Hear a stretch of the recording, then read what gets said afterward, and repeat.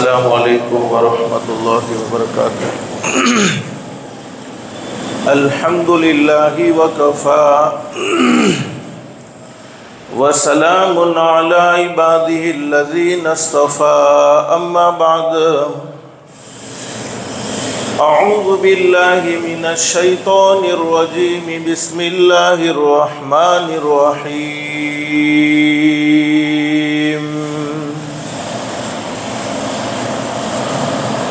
कुल मताउद दुनिया क़लील वल आखिरतु खैरुल लिमन इत्तक़ा वला तुज़लमून फ़तीला।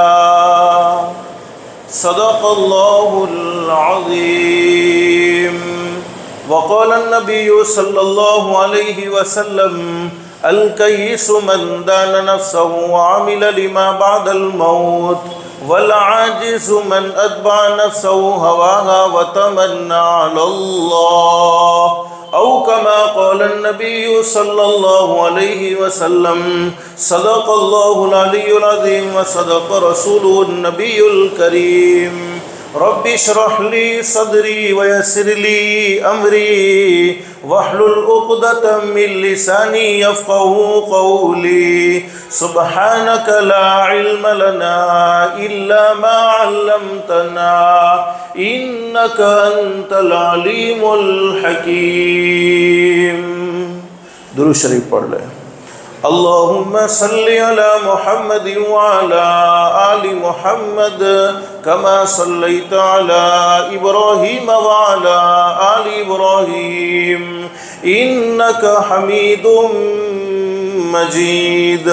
अल्लाहुम्मा बारिक अला मुहम्मद व अला आलि मुहम्मद कमा बारकता अला इब्राहीम व अला आलि इब्राहीम इन्नका हमीदुम मजीद। अल्लाह का हम सब पर बहुत बड़ा एहसान और बहुत बड़ा करम है कि अल्लाह पाक ने हम सब को जुमा के मुबारक दिन में, रजब के मुबारक महीने में थोड़ी देर के लिए अपने घर में यानी मस्जिद में जमा फरमाया। दुआ करो अल्लाह हम सब के जमा होने को कबूल फरमाए। हदीस शरीफ में हज़रत नबी करीम सल्लल्लाहु अलैहि वसल्लम ने अपनी सच्ची ज़ुबान मुबारक से ये बात बयान फरमाई है, जुमा के मुबारक दिन में एक घड़ी ऐसी होती है, एक वक्त ऐसा होता है, उस घड़ी में, उस वक्त में कोई अल्लाह का बंदा अपने परवरदिगार आलम से जो भी सवाल करे, शर्त ये है कि सवाल जायज़ होना चाहिए, सवाल नाजायज़ नहीं होना चाहिए। अल्लाह पाक उसके सवाल को ज़रूर कबूल फरमाते हैं, अल्लाह पाक उसके सवाल को ज़रूर मंजूर फरमाते हैं। यानी जुमा के दिन अल्लाह से मांगी जाने वाली दुआएं रद्द नहीं होती, बल्कि अल्लाह पाक अपनी बारगाह में उसे ज़रूर मंजूर व मकबूल फरमाते हैं। अल्लाह से दिल से दुआ कर लो, अल्लाह तूने अपने फजल व करम से, अपनी रहमत से हमें मस्जिद में जमा फरमाया। अल्लाह के लिए कोई मुश्किल नहीं, अल्लाह हम सबको जन्नतुल फिरदौस में भी जमा फरमाए। मेरे भाइयों, जुमा का मुबारक दिन है, मुख्तसर सा वक्त है, कुछ ज़रूरी बातें आपके सामने रखनी है। अल्लाह सबसे पहले मुझे फिर आपको अमल की तौफीक नसीब फरमाए। एक बात फ़ाइनल और तयशुदा है, हम सब का ये अक़ीदा होना चाहिए कि एक न एक दिन ये पूरी दुनिया ख़त्म हो जाएगी। बोलो बेशक। जिस दिन पूरी दुनिया ख़त्म हो जाएगी उस दिन को क़यामत का दिन कहते हैं। और अल्लाह कुरान करीम में फरमाते, कुल्लु मन अलैहा फ़ानी व यबक़ा वजहु रब्बिका ज़ुल जलाली वल इकराम फ़बिअय्यि आलाइ रब्बिकुमा तुकज़्ज़िबान।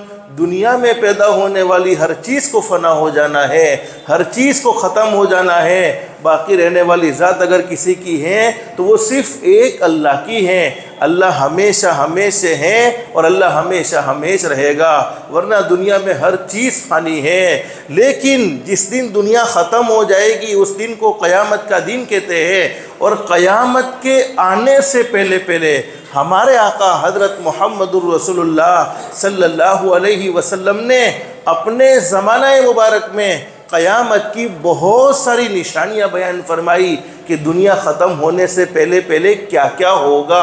ये हमारे आका हज़रत मुहम्मदुर रसूलुल्लाह सल्लल्लाहु अलैहि वसल्लम ने अपने ज़माने मुबारक में ये बातें बयान फरमाई। और क़यामत का मुख्तलिफ मकामात पर अल्लाह रब्बुल आलमीन ने मंजर बयान फरमाया है। एक मकाम पर अल्लाह फरमाते यौम यफिरुल मरउ मिन अखीही व उम्मिही व अबीही व साहिबतिही व बनी। क़यामत के दिन न भाई भाई के काम आएगा, न बेटा बाप के काम आएगा, न बाप बेटे के काम आएगा, न माँ बेटी के काम आएगी, न बेटी माँ के काम आएगी। आज दुनिया की मुख्तसर सी ज़िंदगी देख लें, लोग आपस में नफ़रत भरी ज़िंदगी गुजारते हैं, दिलों में हसद हैं, दिलों में जलन है, एक दूसरे की तरक्की लोगों से देखी नहीं जाती। एक भाई आगे बढ़ता है, दूसरा भाई जल जल कर राख होता है। तो जब दुनिया में कोई हमारे काम नहीं आता है तो क़यामत में कौन काम आ सकता है। लेकिन क़यामत आनी ज़रूर है। आज लोगों ने दावे भी किए हैं, फ़लाने साल में दुनिया ख़त्म हो जाएगी, फ़लाने साल में इमाम मेहदी आ जाएंगे, फ़लाने साल में दज्जाल आ जाएगा। हाँ, बेशक दुनिया ख़त्म होनी है, बेशक इमाम मेहदी को दुनिया में आना है, बेशक दज्जाल का खुरूज होना है, लेकिन हमारे आका हज़रत मोहम्मदुर रसूलुल्लाह सल्लल्लाहु अलैहि वसल्लम ने सही हदीस में ये बात बयान फरमाई। नबी करीम सल्लल्लाहु अलैहि वसल्लम ने फरमाया, जब तक उम्मत का एक भी यानी अल्लाह की ज़मीन पर एक भी अल्लाह को याद करने वाला, अल्लाह का नाम लेने वाला मौजूद है, उस वक्त तक दुनिया ख़त्म नहीं होगी। लेकिन मुझे इस वक्त बतलाना ये है, जैसे 2024 ईस्वी साल ख़त्म हो गया, 2025 शुरू हो गया, रजब का मुबारक महीना भी शुरू हो गया और हज़रत नबी करीम सल्लल्लाहु अलैहि वसल्लम रमज़ानुल मुबारक के महीने की तैयारी रजब के मुबारक महीने से शुरू फरमा देते थे। 2024 ख़त्म हुआ, 2025 शुरू हुआ, वो दिन भी आएगा, 2025 ख़त्म हो जाएगा। इसी तरीके से एक न एक दिन ये पूरी दुनिया ख़त्म हो जाएगी। हुज़ूर सल्लल्लाहु अलैहि वसल्लम ने क़यामत की बहुत सारी निशानियाँ बयान फरमाई। उन निशानियों में से एक निशानी हज़रत नबी करीम सल्लल्लाहु अलैहि वसल्लम ने ये बयान फरमाई कि वक्त में से बरकत ख़त्म कर दी जाएगी। एक साल एक महीने के बराबर, एक महीना एक हफ्ते के बराबर, एक हफ्ता एक दिन के बराबर, एक दिन एक घंटे के बराबर, एक घंटा एक मिनट के बराबर, एक मिनट एक सेकंड के बराबर। और हम महसूस कर रहे हैं, एक जुमा गुजरता नहीं फ़ौरन दूसरा जुमा आ जाता है। अभी एक रमज़ान का महीना मुकम्मल हुआ, दूसरे रमज़ान मुबारक के महीने की तैयारी शुरू हो चुकी है। तो वक्त ठहरने वाली चीज़ नहीं है, वक्त गुजरने वाली चीज़ है। लेकिन आज हम अपनी ज़िंदगी में सबसे ज़्यादा किसी चीज़ की नाकदरी करते हैं, सबसे ज़्यादा किसी चीज़ को गफलत में गुजारते हैं, तो वो वक्त को गफलत में गुजारते हैं। हालांकि उलमा ने बड़ी ज़बरदस्त बात बयान फरमाई है, हर इंसान को सोने और चांदी से मोहब्बत होती है, माल से हर एक को मोहब्बत है, चूँकि अल्लाह ने खुद मोहब्बत रखी है। ज़ुय्यिना लिन्नासि हुब्बु शहवाति मिनन निसा वल बनीन वल क़नातिरिल मुक़ंतरति मिनज़ ज़हबि वल फ़िज़्ज़ा वल ख़ैलिल मुसव्वमति वल अनआमि वल हर्थ। हर एक के दिल में सोने की मोहब्बत है, हर एक के दिल में चांदी की मोहब्बत है। लेकिन अल्लाह न करे, अल्लाह न करे किसी को अल्लाह ने माल दिया है, बोलो माल देने वाला कौन है? अल्लाह है। और छीनने वाला कौन है? अल्लाह है। जो अल्लाह देने की ताकत रखता है वो अल्लाह छीनने की भी ताकत रखता है। अगर अल्लाह ने किसी के पास से माल छीन लिया, गफलत की वजह से सोना बर्बाद हो गया, चांदी बर्बाद हो गया, तो वो मेहनत करे, कोशिश करे, ट्राई करे, तो जितना सोना गया है, जितना चांदी गया है, उससे भी डबल वापस आना बोलो कोई मुश्किल काम नहीं है। बल्कि अल्लाह चाहे तो उससे डबल भी उसे वापस दे सकते हैं। अल्लाह के लिए मुश्किल नहीं है, गया हुआ माल वापस आ सकता है। लेकिन वक्त एक मर्तबा हाथ से चला जाता है, फिर वो ज़िंदगी भर कभी वापस आ सकता नहीं है। 2024 गुजर गया, अब ज़िंदगी भर कभी वापस नहीं आएगा। आज का जुमा आ गया, आज की तारीख आ गई, फिर वो तारीख ज़िंदगी भर कभी वापस नहीं आ सकती है। और हदीस शरीफ में मौजूद है, हज़रत नबी करीम सल्लल्लाहु अलैहि वसल्लम ने फरमाया, कल क़यामत का मैदान कायम होगा और अल्लाह रब्बुल आलमीन अपने बंदों से कुछ सवालात करेंगे, बल्कि अपनी बंदियों से भी, दुनिया में जितने बसने वाले तमाम उम्मतियों से सवाल करेंगे, ओ मेरे बंदो, ओ मेरी बंदियों, तुम्हें ज़िंदगी नसीब फरमाई थी, ज़िंदगी का मकसद भी तुम्हें समझाया था। मकसद क्या है? वमा खलक़तुल जिन्न वल इंसा इल्ला लियअबुदून। मकसद ये है कि तुम्हें दुनिया में इसलिए भेजा है कि अल्लाह की इबादत करके अल्लाह को पहचान लो। मेरे भाइयों, हमने सबको पहचाना है, नहीं पहचाना तो हमारे पैदा करने वाले अल्लाह को नहीं पहचाना। अगर हमने हमारे पैदा करने वाले अल्लाह को पहचाना होता तो हमारे पेट में कभी हराम के लुक़मे न जाते। अगर हमने हमारे पैदा करने वाले अल्लाह को पहचाना होता तो हम कभी सूदी लेन देन न करते। अगर हमने हमारे पैदा करने वाले अल्लाह को पहचाना होता तो हम ज़ाती दुश्मनी की वजह से किसी की ग़ीबत न करते, किसी की पीठ पीछे बातें न करते। अगर हमने हमारे पैदा करने वाले अल्लाह को पहचाना होता तो हमारे पड़ोसियों को हमसे तकलीफ न पहुंचती। अगर हमने हमारे पैदा करने वाले अल्लाह को पहचाना होता तो हमारे माँ बाप हमसे परेशान न होते, बल्कि हमारे माँ बाप को हमसे राहत पहुंचती। अगर हमने हमारे पैदा करने वाले अल्लाह को पहचाना होता तो हमारे घर में रहने वाली कमज़ोर बीवी जो किसी की अमानत है, कल क़यामत में पूछा जाएगा कि तुमने अपने मातहतों के साथ क्या सलूक किया है। अगर जुल्म किया है तो जुल्म की सज़ा तो दुनिया में मिलने वाली है। तो अल्लाह को पहचाना होता तो हमारी बीवी कभी हमारे गुस्से से कांपती नहीं, लेकिन हमने सबको पहचाना है, नहीं पहचाना तो पैदा करने वाले अल्लाह को नहीं पहचाना। बस अल्लाह पाक हमें अल्लाह की मारिफत नसीब फरमाए, अल्लाह की पहचान नसीब फरमाए। तो ज़िंदगी देने के बाद ज़िंदगी का मकसद समझाया। इसका मतलब अल्लाह ने ये नहीं कहा कि 2400 घंटे इबादत करते रहो। अरे नमाज के वक्त में नमाज का अहतमाम कर लेना, बोलो ये अल्लाह की इबादत है। रमज़ान के रोज़े रख लेना, ये अल्लाह की इबादत है। अरे 24 घंटे नमाज पढ़नी पड़ती है? नहीं, सिर्फ दिन में 24 घंटे में सिर्फ 1.5 घंटा या सवा घंटा अल्लाह के लिए फारिग करना होता है। तो दुनिया कमाने से, बिजनेस करने से, सोने से अल्लाह रब्बुल आलमीन ने और हज़रत नबी करीम सल्लल्लाहु अलैहि वसल्लम ने बोलो नहीं रोका है, बल्कि हदीस शरीफ में फरमाया नबी करीम सल्लल्लाहु अलैहि वसल्लम ने, मज़हब इस्लाम कैसा खूबसूरत और कैसा प्यारा मज़हब है। रोज़ाना हमारी ज़रूरत खाना पीना है, हम रोज़ाना खाते हैं। हदीस शरीफ में मौजूद है, हज़रत नबी करीम सल्लल्लाहु अलैहि वसल्लम ने फरमाया, मेरा कोई उम्मती खाने से पहले दुआ पढ़ ले, सुन्नत के मुताबिक बैठे और खाना खाए और लुक़मा गिर जाए तो सुन्नत समझकर उठे, उठाकर खा ले, और खाने के बाद खाने की दुआ पढ़ ले। खाने के बाद की जो दुआ हज़रत नबी करीम सल्लल्लाहु अलैहि वसल्लम ने सिखलाई है, उस दुआ को पढ़ ले। अब ये अमल दुनिया वालों की नज़र में कैसा है कि हमने खाना खाया, पेट भरा, लेकिन हकीकत ये है पैदा करने वाले अल्लाह फरमाते हैं मेरे बंदे का इतना वक्त इबादत में शुमार हुआ है। बल्कि हदीस में यूँ लिखा है, हज़रत नबी करीम सल्लल्लाहु अलैहि वसल्लम ने फरमाया, मेरा कोई उम्मती खाने के दरमियान सिर्फ अल्लाह की तारीफ़ी कलिमात अपनी ज़ुबान से कह दे, अल्लाहुम्मा लकल हम्दु कुल्लु व लकल शुक्र कुल्लु। अल्लाह गुनाह करने में तो कोई कमी नहीं छोड़ी है, तुझे नाराज़ करने में तो कोई कमी नहीं छोड़ी है, हमेशा गुनाह करता रहा हूँ, हमेशा तुझे नाराज़ करने वाले काम करता रहा हूँ। तू चाहता तो मुझे लुकमे से तड़पा सकता था, तू चाहता तो मुझे भूखा रख सकता था, लेकिन तूने बेहतरीन से बेहतरीन खाना खिलाया है। अल्लाह पाक की तारीफ़ी कलिमात को सुनकर ऐसे खुश होते हैं। अल्लाह फरमाते हैं, ओ मेरे फरिश्तों, मेरे बंदे का आज का दिन खाने में शुमार नहीं होगा, बल्कि आज का पूरा दिन उसका रोज़े में शुमार होगा। इससे आसान दिन कोई हो सकता है? रोज़ाना हम सोते हैं, सोना हमारी ज़रूरत है कि हम दिन भर के थके हुए हैं, रात अल्लाह रब्बुल आलमीन ने आराम के लिए बनाई है। हदीस शरीफ में लिखा है कि मेरा वो उम्मती जिसने ईशा की नमाज जमात के साथ पढ़ ली, आधी रात उसकी इबादत में शुमार हो गई, फिर फजर की नियत करके सो गए और फजर के अल्लाह पाक ने तौफीक अता फरमा दी और आधी रात इबादत में शुमार हो गई। रात को सोने से पहले सोने की दुआ पढ़ ली, सुन्नत के मुताबिक सोए। दुनिया वालों की नज़र में ये आदमी सोया है, लेकिन अल्लाह रब्बुल आलमीन फरमाते हैं फरिश्तों से, मेरे बंदे की रात सोने में शुमार नहीं होगी, बल्कि मेरा बंदा मेरे महबूब के तरीके पर सोया है सल्लल्लाहु अलैहि वसल्लम, तो इसकी पूरी रात इबादत में शुमार होगी।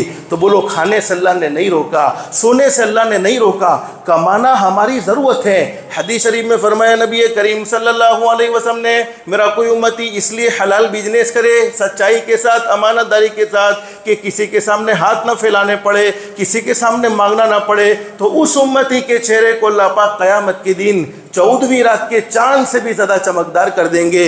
और एक हदीस में बड़ी ज़बरदस्त बात बयान फरमाई, हज़रत नबी करीम सल्लल्लाहु अलैहि वसल्लम ने इरशाद फरमाया, मेरा कोई उम्मती बिजनेस करते हुए, हलाल कमाई करते हुए शाम को थक जाता है, दुनिया कमाते कमाते थके हैं, थकने की बरकत से अल्लाह पाक उसकी ज़िंदगी भर के सारे गुनाहों को माफ़ कर देते हैं। एक हदीस में बड़ी ज़बरदस्त बात बयान फरमाई। हज़रत नबी करीम सल्लल्लाहु अलैहि वसल्लम ने फरमाया, मेरा कोई उम्मती हलाल कमाई के लिए अपने घर से निकलता है, अल्लाह पाक उस बंदे को मोहब्बत से देखते हैं, उस बंदे को अल्लाह रब्बुल आलमीन मोहब्बत भरी नज़रों से देखते हैं। तो जिस बंदे पर अल्लाह की मोहब्बत की नज़र होगी, बोलो इस बंदे का काम बनेगा कि नहीं बनेगा? ज़रूर बनेगा। तो अल्लाह ने कमाने से नहीं रोका, खाने से नहीं रोका, पीने से नहीं रोका, सोने से नहीं रोका, लेकिन मकसद ज़िंदगी समझाया है कि हमारी ज़िंदगी का मकसद भलाइयों के दाई बनना, हमारी ज़िंदगी का मकसद बुराइयों से रोकना, हमारी ज़िंदगी का मकसद कि हम हज़रत नबी करीम सल्लल्लाहु अलैहि वसल्लम की मुबारक ज़िंदगी को अपनाए। हमारे आका हज़रत मोहम्मदुर रसूलुल्लाह सल्लल्लाहु अलैहि वसल्लम ने हमें खुशी के मौके भी बतलाए हैं, कौन से मौके पर हमें खुश होना है, हमारे त्यौहार भी बतलाए हैं, शरीयत में खेल कूद के तरीके भी बतलाए हैं। उन तरीक़ों को फॉलो करना ये हमारी ज़िंदगी का मकसद है और मकसद के तहत ज़िंदगी गुजरेगी। आज हर इंसान कर्ज़े में डूबता चला जाता है, बहुत पैसा होता है लेकिन माल में बरकत बोलो नज़र आती नहीं है, हमेशा परेशान है, हमेशा दुखी है। जितना कर्जा है तो कम होने का नाम नहीं बल्कि बढ़ता ही चला जाता है। और उलमा जानते हैं, तंबीहुल गाफिलीन में ये बात मौजूद है। एक सहाबी ने बड़ी ज़बरदस्त बात बयान फरमाई है, तंबीहुल गाफिलीन में लिखा है, एक सहाबी फरमाते हैं, अगर तू अपने दिल में सख्ती महसूस करे, दिल सख्त हो जाने की निशानी क्या है? दिल में से हमदर्दी ख़त्म हो गई है। कोई तड़पता है तो तड़पने दो, कोई दुखी होता है तो होने दो, मैं अपनी ज़िंदगी में खुश हूँ ना, मैं अपनी ज़िंदगी में बहुत चैन से बैठा हुआ हूँ, दुनिया भले जो करे करने दो। और जन्नत का तस्कीरा सुने लेकिन दिल असर न ले, जहन्नम को सुने दिल डरे नहीं। तो फरमाया कि ये दिल सख्त हो गया है और बदन में कमज़ोरी महसूस करे, पूरा बदन बीमारियों का शिकार बन चुका है। एक बीमारी ख़त्म होती नहीं, फ़ौरन दूसरी बीमारी जन्म ले लेती है। अभी दूसरी बीमारी का इलाज मुकम्मल किया, फ़ौरन तीसरी बीमारी शुरू हो गई और कमाई में से बरकत ख़त्म हो गई है। एक वो ज़माना था हाथ देने वाला था, अब वो दौर हो गया, अब वो दौर आ गया। अल्लाह हिफाजत फरमाए, अल्लाह हिफाजत फरमाए, अल्लाह हिफाजत फरमाए। देने वाला हाथ लेने वाला बन गया। तो सहाबी ने फरमाया कि यकीन से समझ लेना तूने अपनी ज़ुबान का गलत इस्तेमाल किया है। ज़ुबान से कोई ऐसी बात कही है जो किसी के दिल के टुकड़े टुकड़े कर देने वाली है, किसी के दिल को ज़ख्मी कर देने वाली है, किसी के दिल को चीर के रख देने वाली है। तो कुरान करीम में अल्लाह रब्बुल आलमीन फरमाते, रोज़ी के मामले में बोलो परेशान होने की ज़रूरत नहीं है। उलमा जानते हैं मौत और रोज़ी पर बोलो कोई जादू कर सकता नहीं है। जादू होता है, हक है, लेकिन जितनी मुक़द्दर में रोज़ी लिखी हुई है इतनी मिलकर ही रहेगी। और जिस बंदे की जहां जिस हालत में मौत लिखी हुई है उस वक्त उसकी मौत बोलो आकर रहेगी। लेकिन कुरान करीम में अल्लाह फरमाते, मा उरीदु मिनहुम मिर रिज़्क़िन व मा उरीदु अन युतइमून। मेरे वो बंदे जो मकसद के तहत ज़िंदगी गुजारते हैं, मकसद हमारा अल्लाह को पहचानना, अल्लाह की इबादत करना, नमाज़ों का अहतमाम करना, गैरों के त्यौहार से अपने आप को भी दूर रखना, अपने बच्चों को भी दूर रखना, ये हमारी ज़िंदगी का मकसद है। मकसद के तहत ज़िंदगी गुजरती है, अल्लाह को नाराज़ नहीं करते हैं। तो अल्लाह पाक फरमाते हैं कि फिर उन्हें रोज़ी के मामले में परेशान होने की ज़रूरत नहीं, बल्कि रोज़ी खुद उनके पीछे चल कर आती है। और कुरान करीम में मौजूद है, वमन यत्तक़िल्लाह यजअल लहू मखरजा। अल्लाह फरमाते मेरे वो बंदे जो मुझसे डर जाते। डरने का क्या मतलब है? जैसे हम सांप बिच्छू से डरते, ये डरना नहीं। अरे हराम खाते हुए डरते हैं, किसी के बारे में पीठ पीछे बातें करते हुए डरते हैं, किसी पर इल्ज़ाम लगाते हुए डरते हैं, किसी पर तोहमत लगाते हुए डरते हैं, माँ बाप को सताते हुए डरते हैं, गैरों के त्यौहार मनाते हुए डरते हैं, नमाजों को छोड़ते हुए डरते हैं। तो फरमाते हैं डरने वालों के लिए मैं हर तंगी से निकलने के रास्ते को आसान कर देता हूँ और उन्हें ऐसी जगह से रोज़ी पहुँचाता हूँ कि कभी उन्होंने सोचा भी नहीं होता, उनके गुमान में भी नहीं होता। तो मेरे भाइयों, अल्लाह रब्बुल आलमीन ने हमें बहुत खूबसूरत दीन नसीब फरमाया है, बहुत खूबसूरत ज़िंदगी नसीब फरमाई है। देखो शरीयत में उत्तरायण की हमारा ये त्यौहार नहीं है, हम किसी के त्यौहार के बारे में कुछ बोलने को भी तैयार नहीं है, लेकिन मुसलमानों को इनके त्यौहार बोलो समझाए गए हैं। ये तो बड़ी ज़बरदस्त बात लिखी है। आज आज हम अपने बच्चों को रोकते नहीं है। बच्चों को रोकना ये हमारी जिम्मेदारी है। मुझे उम्मीद है कि हम अपने बच्चों को रोक लेंगे और उस पर मुझे तफसीली कलाम अभी यहाँ करने की कोई ज़रूरत नहीं है। मैं बहुत कुछ मस्तूरात के बयान में चूँकि ये बातें कहता रहता हूँ। मर्द माशाल्लाह बड़े समझदार होते हैं, लेकिन चूँकि हादसे से बचना भी बहुत ज़रूरी है। हम बहुत एहतियात करते हैं, लेकिन देखो अभी मैंने कई मरतबा देखा कि हम स्कूटर पर चलते हैं, बाइक पर चलते हैं, तो कभी कभी हमें अपनी ज़ात का भी टेंशन होता है। बस छोटी सी दुआ, तिरमिज़ी शरीफ में लिखा है, हज़रत नबी करीम सल्लल्लाहु अलैहि वसल्लम ने फरमाया, जब मेरा कोई उम्मती अपने घर से निकले, हमारे नबी ने एक बेहतरीन दुआ बतलाई है, हम उन दुआओं को मामूली दुआ न समझे। तो बेहतरीन दुआ कौन सी? बिस्मिल्लाहि तवक्कलतु अलल्लाह ला हौला वला कुव्वता इल्ला बिल्लाह। ये छोटी सी दुआ उलमा जानते हैं, तिरमिज़ी शरीफ में हदीस मौजूद है। हज़रत नबी करीम सल्लल्लाहु अलैहि वसल्लम ने फरमाया, जब मेरा कोई उम्मती अपने घर से निकलते हुए घर वालों को सलाम कह दे, सलामती की दुआ दे दे, ताकि अल्लाह पाक घर वालों की भी हिफाजत फरमाए, और घर से निकले और जब ये दुआ अपनी ज़ुबान से पढ़ लेता है, हदीस शरीफ में लिखा है कि फ़रिश्तों के ज़रिए उसे खुशखबरी सुनाई जाती है। अल्लाह रब्बुल आलमीन का पैगाम फ़रिश्ते सुनाते हैं, ओ अल्लाह के बंदे, तूने घर से निकलते हुए छोटी सी दुआ पढ़ी। कौन सी दुआ? बिस्मिल्लाहि तवक्कलतु अलल्लाह ला हौला वला कुव्वता इल्ला बिल्लाह। अल्लाह रब्बुल आलमीन ने तेरी खुद की हिफाजत की जिम्मेदारी ले ली, तेरे घर वालों की हिफाजत की जिम्मेदारी ले ली, तेरे माल की हिफाजत की जिम्मेदारी ले ली। और हदीस शरीफ के अल्फाज, शैतान मरदूद को भी तुझसे दूर कर दिया, और जितनी भी तकलीफ पहुंचाने वाली, मुसीबत पहुंचाने वाली चीज़ें हैं, उन चीज़ों से भी तुझे आज़ाद कर दिया, महफूज कर दिया, और वो सारी चीज़ें तुझसे दूर कर दी गई। तो मसनून दुआओं का ख़ास तौर पर एहतमाम होना चाहिए, और ये अल्लाह को नाराज़ करने वाला बोलो कोई काम हमारी ज़ात से नहीं होना चाहिए, जिसकी वजह से हमारा पैदा करने वाला अल्लाह नाराज़ हो जाए। अल्लाह पाक ने हमें बहुत खूबसूरत ज़िंदगी नसीब फरमाई है। बस अल्लाह पाक हमें ज़िंदगी की कदरदानी की तौफ़ीक़ व सादत नसीब फरमाए, हमारी दुनिया भी बेहतर से बेहतर बनाए, आखिरत भी बेहतर से बेहतर बनाए। अल्लाह के अहकाम के मुताबिक, हज़रत नबी करीम सल्लल्लाहु अलैहि वसल्लम के तरीक़े के मुताबिक ज़िंदगी गुजारने की तौफ़ीक़ व सादत नसीब फरमाए। जुमा का मुबारक दिन हमारे नबी हज़रत मुहम्मदुर रसूलुल्लाह सल्लल्लाहु अलैहि वसल्लम के एहसानात हम पर इतने हैं कि इनको गिनना चाहे तो गिन न सके, शुमार करना चाहे तो शुमार न कर सके। जितना भी हो सके हज़रत नबी करीम सल्लल्लाहु अलैहि वसल्लम की ज़ात गिरामी पर मोहब्बत के साथ दुरूद पाक पढ़ने का अहतमाम करेंगे। अल्लाह पाक हम सबको कसरत से दुरूद पाक का अहतमाम की तौफ़ीक़ नसीब फरमाए। अल्लाह पाक हम सबको कहने सुनने से ज़्यादा इखलास, इस्तिखलास और इस्तिकामत के साथ अमल की तौफ़ीक़ नसीब फरमाए। आमीन या रब्बल आलमीन। व आखिरु दअवाना अनिल हम्दुलिल्लाहि रब्बिल आलमीन। अस्तग़फिरुल्लाह। टाइम हो गया ना?